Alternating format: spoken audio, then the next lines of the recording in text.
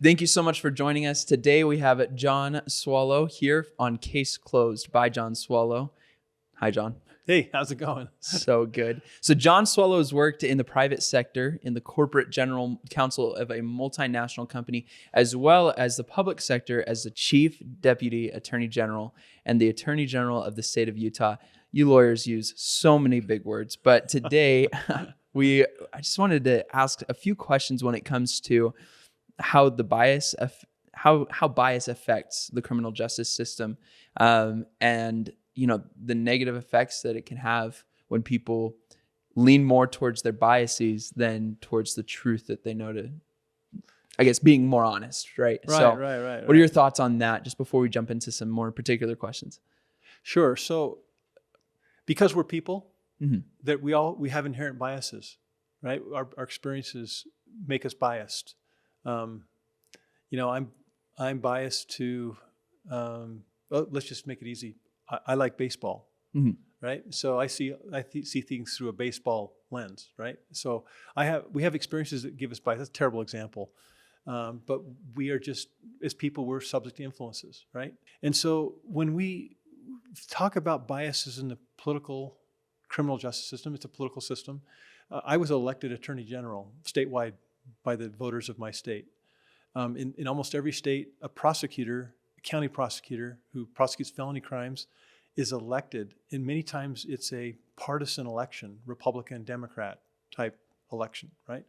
And so if you have a prosecutor who wants to kind of climb the ladder, start at county prosecutor and then go to attorney general and then maybe run for governor someday, if you have anytime you have a politician that's manipulating the scales of justice in some way, you have the potential for bias. So headlines, if you got an outrageous crime that's happened and you're desperately looking for some answer, some perpetrator, and you're having a hard time, and it happens in cases. There's a famous book that was written by an author in the South, I can't remember his name right now, where there was an outrageous crime committed, a rape and a murder in a small southern community, and they found a person that they felt like fit the profile. They ignored a lot of evidence and they convicted him and they put him on death row.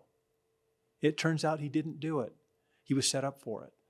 But it was convenient because politicians felt like they could close a case that people were demanding be closed. And so biases are inherent in everything that we do, and particularly when politicians are involved, biases can manifest themselves. And so when you talk about bias in the criminal justice system or political system, there are biases. And if we're not careful, and if I'm a prosecutor and I'm not wary that I have inherent biases, and if I don't put checks and balances into my decision making that would protect me from my own biases, then injustice can occur. And by definition, an injustice is an unfairness and doesn't belong in our justice system. Mm-hmm. What are some of those things that people can be biased about? I know that there's the trigger word ones: gender, race, age, but are there other things that affect bias? Well, so let's not discount what you just said: Mm-hmm. gender, race, political persuasion, friendships. So if you're a prosecutor and you have a really good friend that you really trust who's been wronged in a business deal, and there's an allegation that maybe fraud occurred, white-collar fraud occurred, will you not be biased to some extent as a prosecutor because a very good friend of yours was allegedly injured? Would you not, if you're not careful, could you not maybe go overboard or be more inclined to recommend a prosecution based on a relationship? So you have a relationship bias. If there are big headlines about an outrageous crime against a young person, let's say a teenage girl who was brutally raped and murdered, and you're feeling pressure to find someone who did it, and is there potential for you to overlook exculpatory, which means mitigating evidence of guilt for someone, and go ahead and just make the charge? And then once you've made the charge and invested the time and energy into the charge, to dig in your heels and fight that all the way to a jury trial if it means something to your friend or neighbor or to your reelection chances? I mean, that happens. Years ago in 2013, there was a global case involving the Duke lacrosse team where a prosecutor was looking to gain an edge in the next election. He ignored evidence, had shoddy investigative tactics, and charged 3 members of the Duke lacrosse team erroneously, for raping an exotic dancer who'd performed for the team the night before. Later, upon investigation, the state attorney general, Roy Cooper, who's now the governor of North Carolina and someone I served with, like Roy, he's a great guy, he investigated and found there was no basis for the charges, and the charges were dismissed. Turns out that this rogue prosecutor, a county attorney, had decided he wanted to win votes in the next election. Wow. And had overlooked the evidence and had mischarged these young people. And he later was disbarred, which means he lost his law license because of things he did in that investigation. So it can happen, and it does happen. So there are lots of things that can cause a bias, and it's a real problem in our prosecution system whenever there's any bias in a prosecution. And there are things that are being done in some jurisdictions to prevent some of that bias. Now, what are those types of things that are being done to make sure that people are safe from other people's biases? Right. So more and more county attorneys or legislatures are considering forming independent accountability groups that will audit, for lack of a better word, a prosecution case, either after a conviction or randomly audit and investigate the prosecution to make sure that no lines were crossed and that no biases occurred. Those are the types of things that can happen. I have other recommendations that I think are important, and I think the more we talk about this, the more we make progress. But one of the biggest problems with bias is that if a county attorney or prosecutor doesn't believe there could be any consequence for making a bad decision or a corrupt decision about prosecuting someone or not being careful, what incentive do they have besides their own inherent sense of right and wrong to get it right? At some point, if you're a hammer, everything looks like a nail, right? That's the old saying, right? If you're a prosecutor, you get to a point where everybody looks like a guilty person. And so you can start making excuses for the decisions that you make and maybe even justify, rationalize in your own mind that, hey, this person must have done something wrong at some point, so this is still fair. Even if I don't have all the evidence I want, I'll find it. They make that charging decision, and once you've invested the time, it's hard to go backwards and let the case go. And there are cases that I'm well aware of that I really can't talk about where I saw some of those things happen. And that cannot ever happen in a prosecution standpoint because, seriously, the most serious power that we ever give anyone in this country is the power to prosecute someone, to charge them, to arrest them, right? Can you think of a greater power that we have? We give it to people that we don't have any check and balances for. The country was built on checks and balances. We hear that all the time in school when we're growing up, right? But with a prosecutor, with no accountability, with no consequence for making a bad decision, there's no check and there's no balance. Why is it that we give the person with the most power the fewest checks and balances in this country? It makes no sense to me. And we've really got to do something about that in America. Mm-hmm. One thing that we all remember from our school days is the phrase innocent until proven guilty. Right. Would you say that the inverse is true when biases occur? That when you have a bias of somebody, you instantly start thinking that they're guilty until proven innocent. Is that a correct understanding of what you've shared with us so far?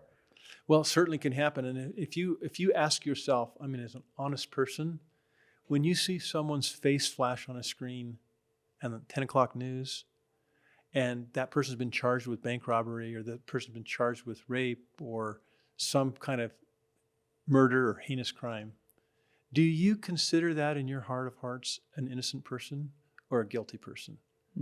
Are you relieved that person has been arrested? It's just part of how we are built as people. We believe what we hear. We trust law enforcement that they get everything right. And I'm not here to say that there aren't many, many people in law enforcement that try very, very hard to get it right. And I was a huge supporter of law enforcement as the Attorney General. But the truth is, as people, we have biases and we can get things wrong. And so it's very important that every one of us remember that we consider as a society every person to be innocent until the state meets its burden of proving them guilty. And if they don't, they are presumed innocent. And when they're found not guilty, it means that they are found to be innocent. And I've even heard people mince those words. They say, no, the jury found this person not guilty. They didn't find the person innocent. Well, the point is that person is presumed innocent until that changes. And so when they're found not guilty, they are, in essence, as far as society is concerned, found to be innocent. Mm. But we don't see it that way, do we? We don't see it that way when we see someone or we read in the paper that someone's been charged. We kind of tell ourselves, I think. And I think that's a problem with society. And if I had any words of encouragement for society, it would be, let's stop assuming that law enforcement got it right. Let's give a fellow citizen the benefit of the doubt, and let's wait until the jury decides, after the evidence is presented, to conclude that a person is guilty. But that's just not how it works. Yeah. That's interesting. And so I'm not a judge, and rarely am I on a jury.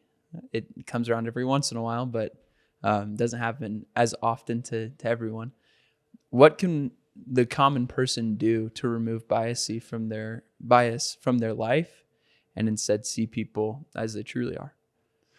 Well, the good news for you and for me is that my experience with juries is that they take their oath very seriously. And I believe that in most cases, a juror sitting in that room, listening to the evidence, is thinking one thing, and that is this enough evidence to make me certain that this person committed this crime? And if I don't see enough evidence to make it so that I'm certain of it, I'm going to vote no. I think most people are that way when they're in that room. I'm talking about the biases I'm talking about, which are real, is when you're in your room, your hotel room, or in your living room watching TV, and you see that 10 o'clock news, instantly you think, oh, that person must be guilty, or they wouldn't have charged that person with a crime. In many cases, that person is guilty, and the system will work through that whole process. But what I am saying is, a society, I think more and more we're starting to believe what we hear and what we see. And we should be very careful, because we have to understand that there are biases in our system. Ethnic minorities from an inner city, it's harder and harder for them to get the clean shot at a fair process because of the inherent bias that people have about inner city minorities. And I think it's real. And thank goodness we have the protection of a jury, because I think the jury does ultimately balance things out. But there is so much runway between an accusation and a charge and getting to a jury. And in most cases, those cases resolve through a plea bargain, which can become corrupted because people don't have the resources to defend. They don't have the energy to defend. They really don't know what they're doing. I've had people talk to me in my practice who've said, oh, when I was arrested, my mind just shut off. I was so shocked by it all. And I was like in another zone, another realm for like a year. I made decisions that if I hadn't been under the pressure and under the shock, I never would have made. I never would have pled guilty if I'd really been thinking about what it really meant. I didn't understand. And so I pled guilty to something I didn't do. And you can kind of tell when you talk to people if they're really being truthful with you. And I believe what I've heard from those people I've talked to about that. And so I just say that bias is real. We have to understand that when we see people who are charged, and we owe it to our fellow Americans and fellow citizens not to prejudge, but to wait until the process works its way through before we form these determinations about innocence or guilt in our own minds, because we don't know all the facts. Yeah. And I think that that's a great invitation to leave off on, that each of us should see other people as innocent until proven guilty, even if it is the smallest of things in personal relationships. And so thank you so much for joining us today, and thank you, John, for your advice. This has been really helpful in understanding. But if you want to learn more about law, how it can be helpful in your life, and if you need a lawyer, be sure to follow the link in our bio or the link down below. Thank you.